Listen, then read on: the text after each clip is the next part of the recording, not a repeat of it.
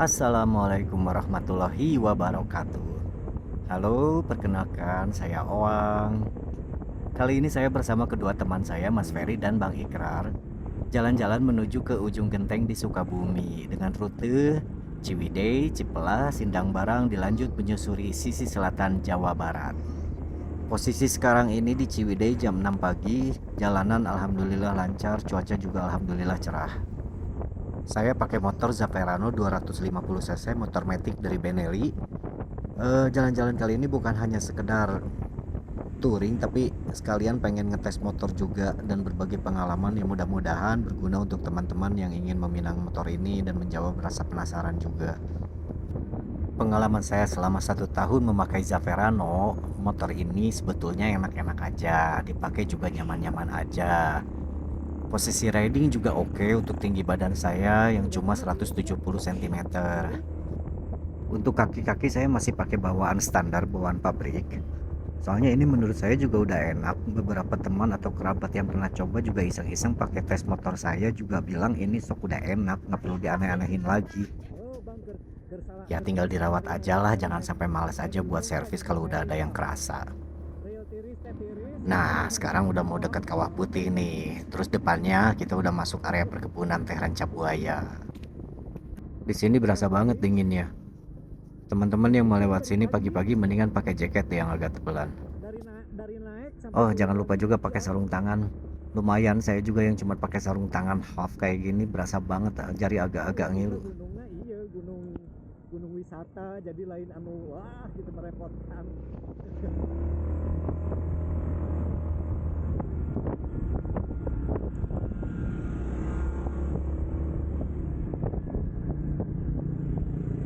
Asli ini udaranya fresh banget teman-teman. Kapan lagi coba kita dapat udara sebagus ini?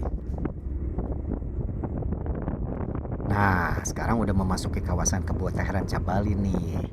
Nanti di depan ada plang petunjuk arah, lalu kita belokin menuju ke arah Cipelah.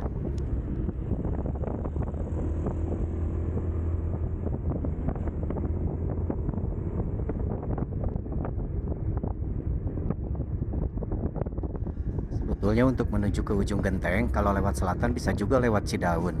Tinggal ikutin aja jalan ini. Nanti lewatin Naringgul, diterusin lagi ketemu Cidaun.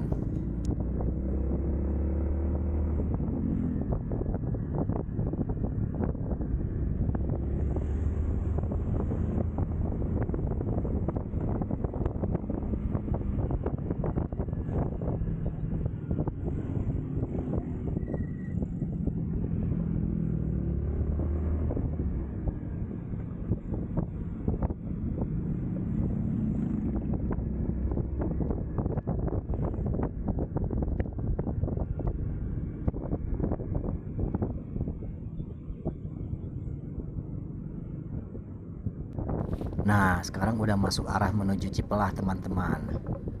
Jalanan lebih kecil daripada jalanan nasional. Dan gak ada marka jalan juga. Tapi aman, masih masuk untuk 2 mobil meski agak-agak mepet. Jalanan full beton jadi pasti agak-agak bumpy. Tapi jalannya bagus kok, pakai Verano cukup enak untuk jalanan bumpy kayak gini. Tapi untuk motor saya sendiri ada bunyi kayak besi sama besi beradu gitu. Jadi agak kurang nyaman dengan bunyi itu. Dan sampai sekarang masih nggak ketahuan sumber bunyinya dari mana. Padahal standar 2 atau standar 1 udah saya cek dan saya benerin. Tapi masih nggak ngaruh, yang kayaknya bukan itu sumber dari bunyinya.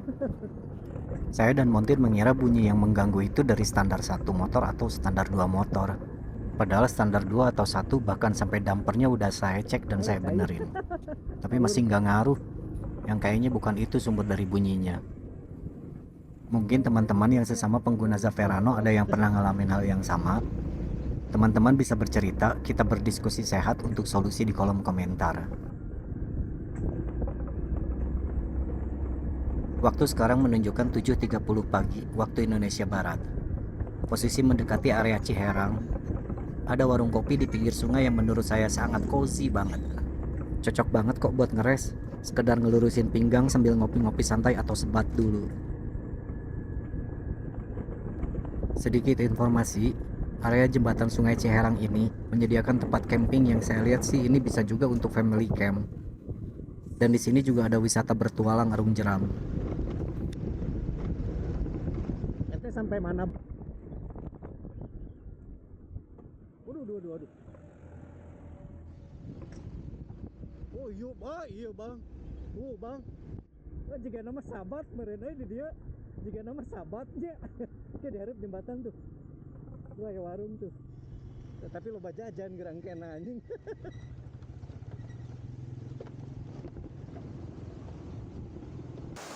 Nah, ini dia. Kita cukup lama nongkrong di warung dapur Ciherang. Gak kerasa hampir 1,5 jam kita ngopi-ngopi dan ngobrol-ngobrol di sini. Sampai lupa kalau perjalanan masih jauh.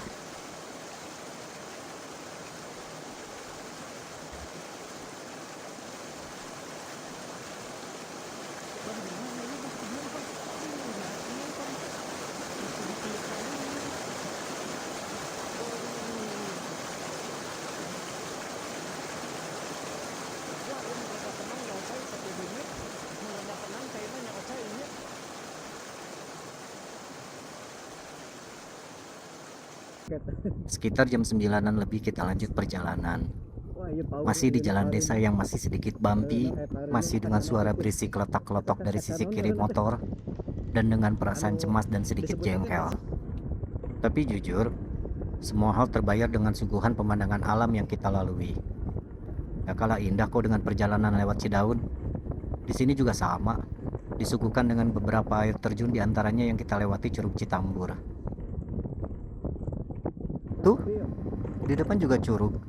Mungkin di video kurang begitu jelas, tapi aslinya keren banget. Oh iya benar tuh. Buat teman-teman yang mau melalui jalan ini, di beberapa ruas jalan gak selalu mulus. Di beberapa daerah ada yang masih kurang bagus, tapi masih aman dan enak buat dilalui. Ini contohnya.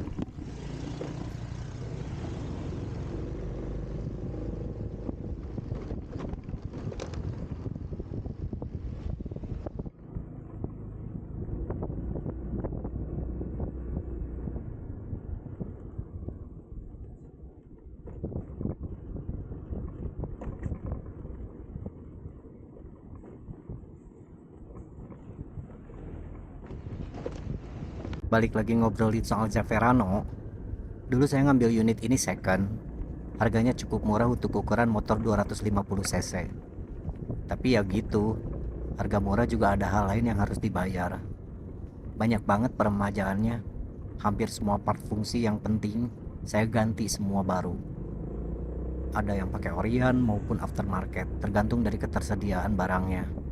Bahkan di beberapa part saya bikin sendiri ke jasa bubut.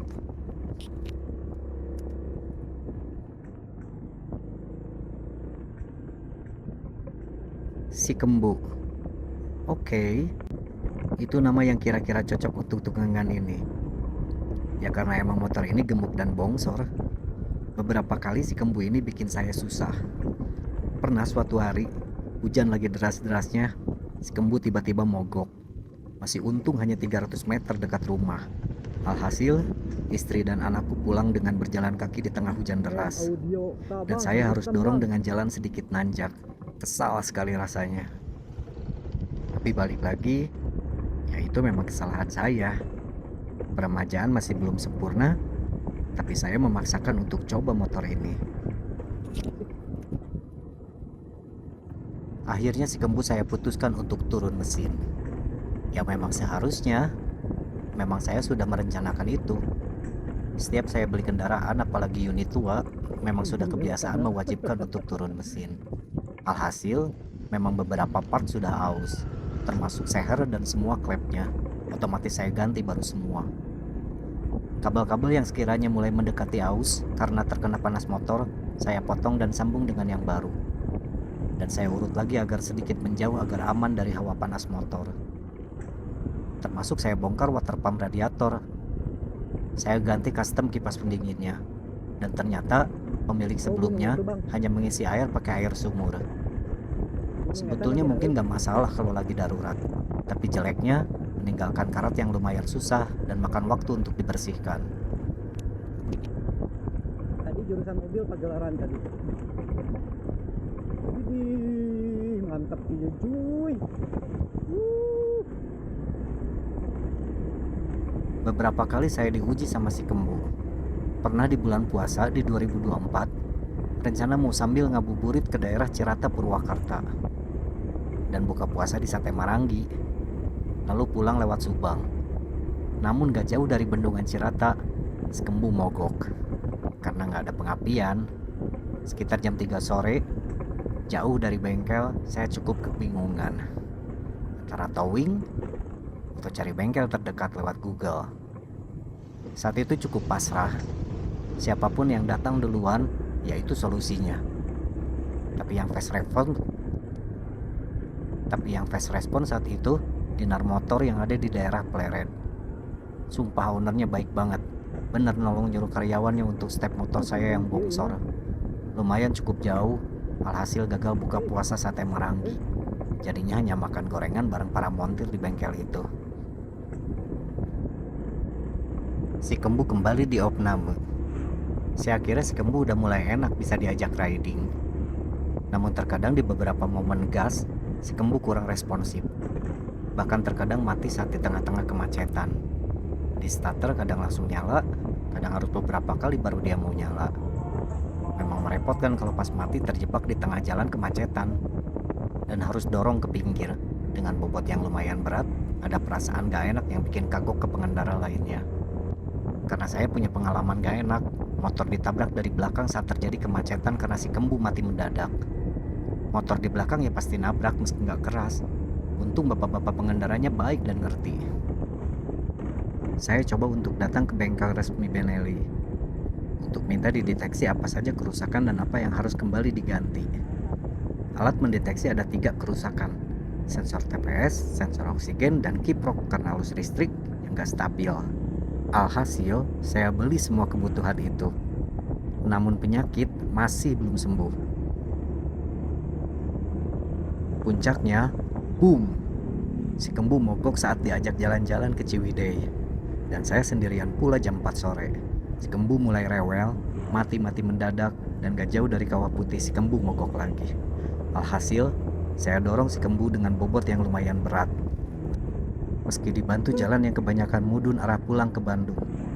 Tapi di beberapa bagian jalan tentu saja ada nanjaknya. Ya sudah, pasti saya nggak sanggup kalau harus dorong motor sendiri. Nunggu kesempatan untuk minta tolong ke siapapun yang lewat untuk sekedar bantu dorong melalui tanjakan. Ya, untung ada akang-akang penjual bakso yang menawarkan diri untuk membantu. Halo Kang, siapapun Anda, terima kasih atas jasanya. Semoga Akang selalu sehat dan Allah membalas semua kebaikan Akang.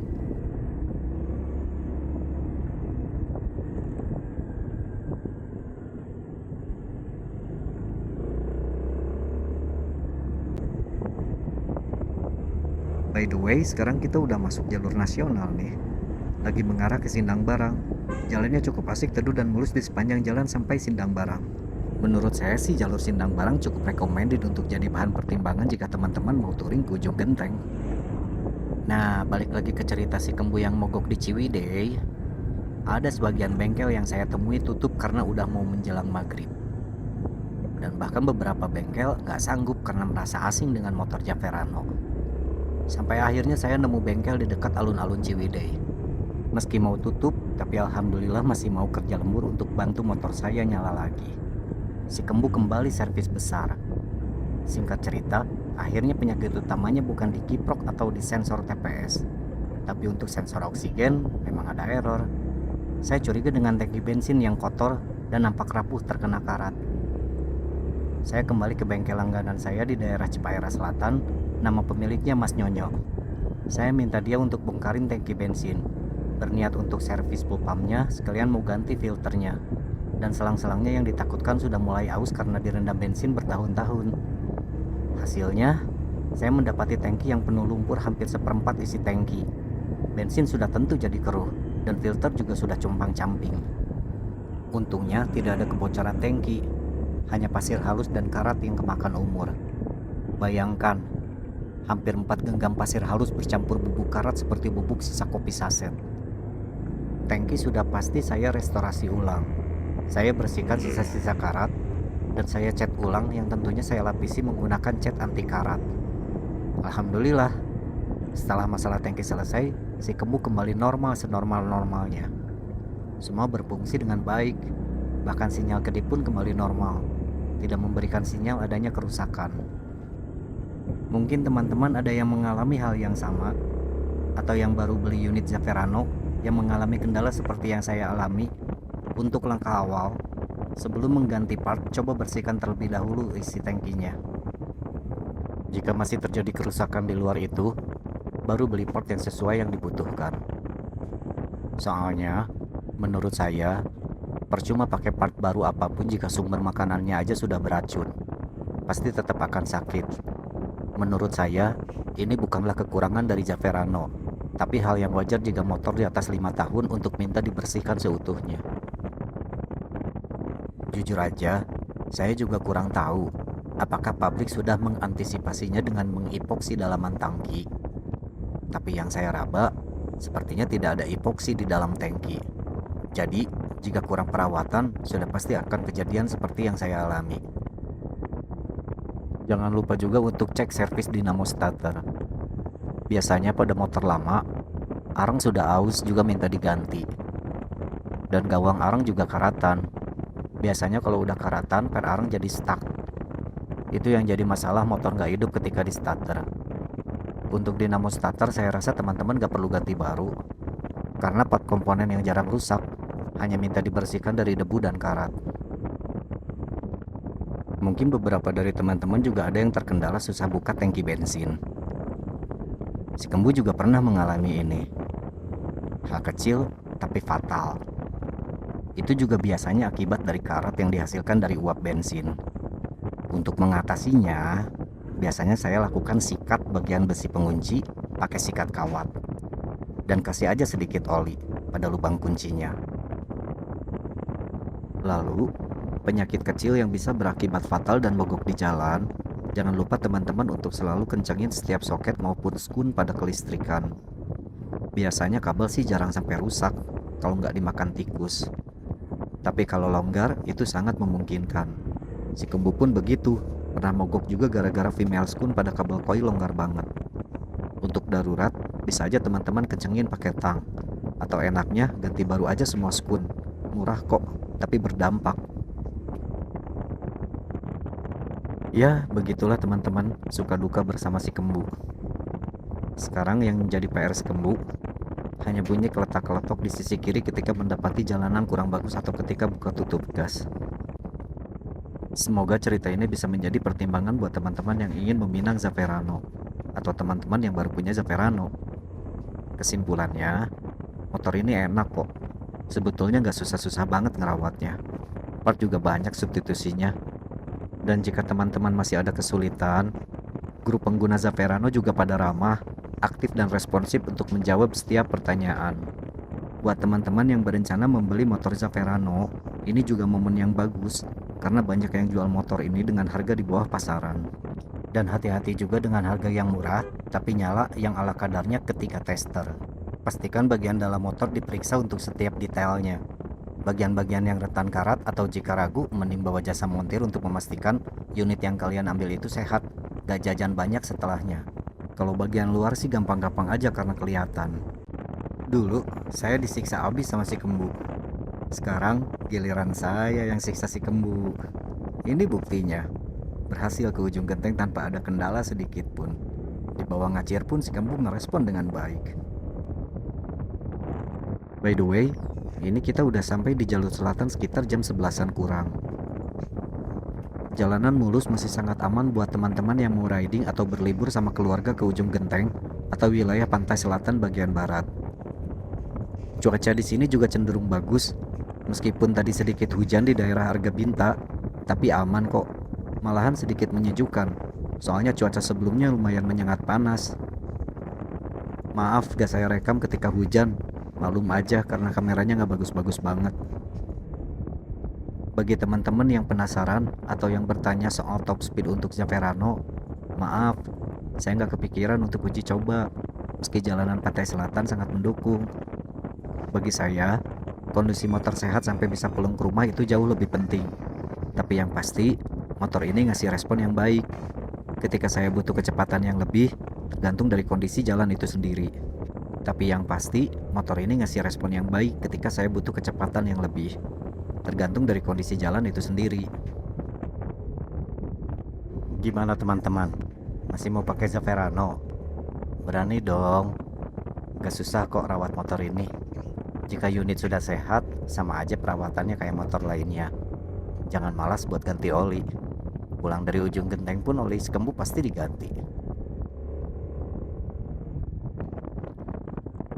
Jalur menuju ujung genteng cenderung kosong teman-teman. Rata-rata hanya truk pengangkut kayu dan warga sekitar yang berkendara. Itu pun hanya beberapa. Mungkin ini bukan hari libur, soalnya touring saya di hari Selasa, bukan momennya waktu liburan.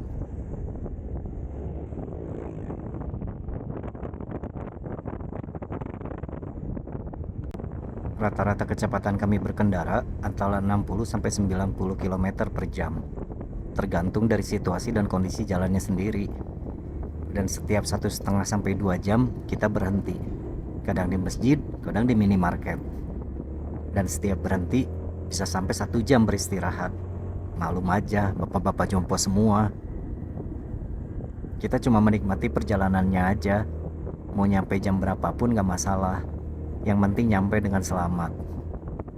Estimasi yang dikasih Google Maps sih sekitar 6 jam 30 menit. Tapi ini udah lebih dari 6 jam masih di jalan. Ya karena banyak berhenti dan lama banget kalau udah ngeres.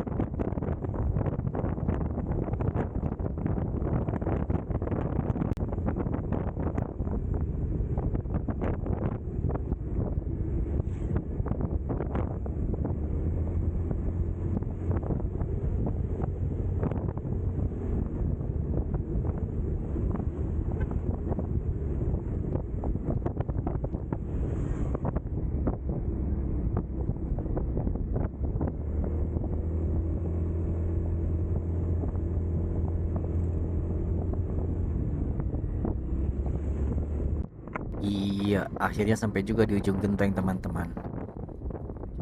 Cuacanya cerah mendukung, ombak juga cenderung bersahabat, jalanan yang lumayan sepi. Yeps, kurang lebih 9 jam kami sampai di sini. Alhamdulillah semuanya lancar tanpa kendala, sesuai harapan. Terima kasih atas atensi dan waktunya teman-teman. Jika ada kesalahan kata atau penyebutan nama daerah, mohon dimaafkan ya. Mohon dikoreksi juga untuk kekurangannya. Dan saya doakan teman-teman selalu sehat, keluarga sehat, rezekinya lancar. Dan jangan lupa, doakan saya juga selalu sehat agar bisa membuat video selanjutnya.